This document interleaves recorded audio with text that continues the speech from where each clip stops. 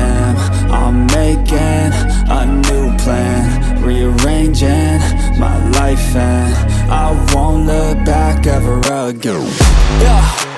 You ain't see me activated. You better hope that you never see me agitated. I think about my actions, plan them out, evaluated. That's how I end up on the top, man, I'm calculated. My mind's a weapon, my body is the engine. I'm never second guessing, I just do what I was destined. Cause I feel I got the blessing, persistence and obsession. That's how you keep progressing, I already learned that lesson, yeah. I'm changing who I am. I'm making a new plan, rearranging my life, and I won't look back ever again. You can't stop what's moving, you can't stop what's moving. I'm changing my life, and I won't look back ever again. No fear, see clear, you deserve to be great. I know it feels like things get in your way. Push through those walls and the others will fall. Sit up, stand tall, you can get through it all. I need some energy, anxiety's no friend to me. I have a short memory, I don't really remember things. That's how I move on, that's how I stay strong. A new day's on, I'll keep moving right along. And I feel like the pain in the past, it needs to stay in the past. You gotta take off the cast. I wanna feel like I'm a new person. I wanna have clear vision and purpose. And I feel like the pain shouldn't last. If you can move on and past the things that make you feel bad, and you can change in your brain, I'm certain. I've done it before and man, I'm not perfect. I'm changing who I am. I'm making a new plan, rearranging my life, and I won't look back ever again. You can't stop what's moving, you can't stop what's moving. I'm changing my life, and I won't look back ever again.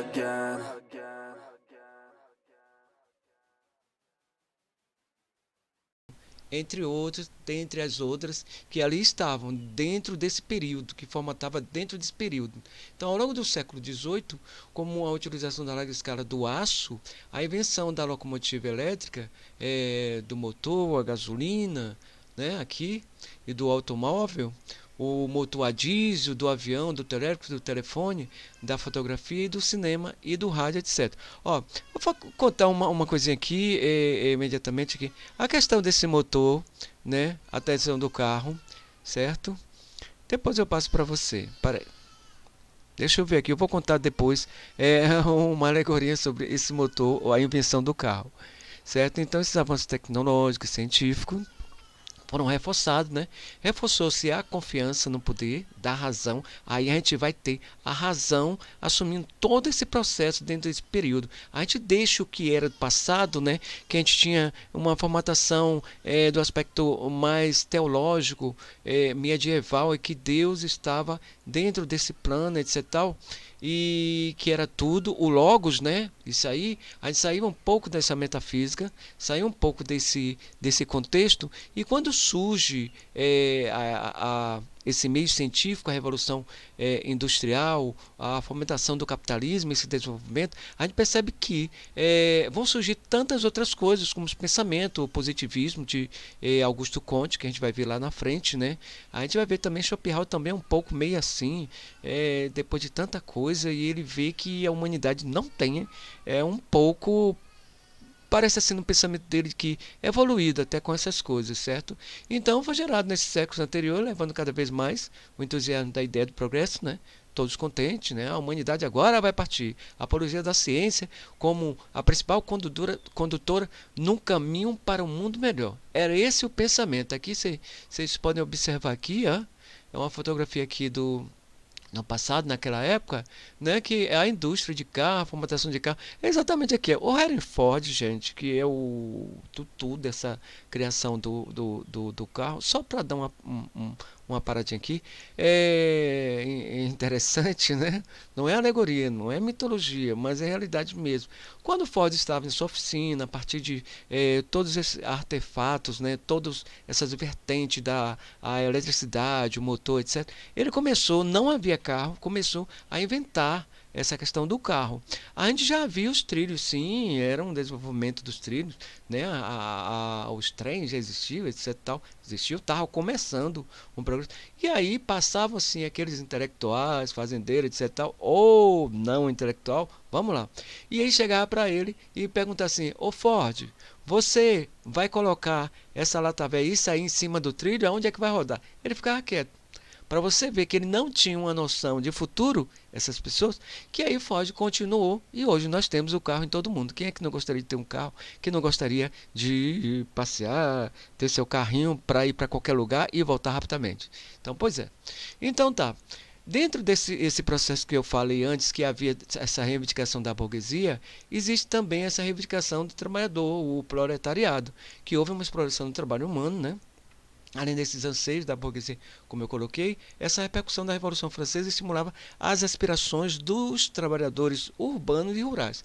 Tanto eram o pessoal da cidade quanto o pessoal do campo, né? Eles reivindicavam melhores condições de vida, né? Aqui você percebe uma foto, né? Coloquei aqui, dentre outras, né?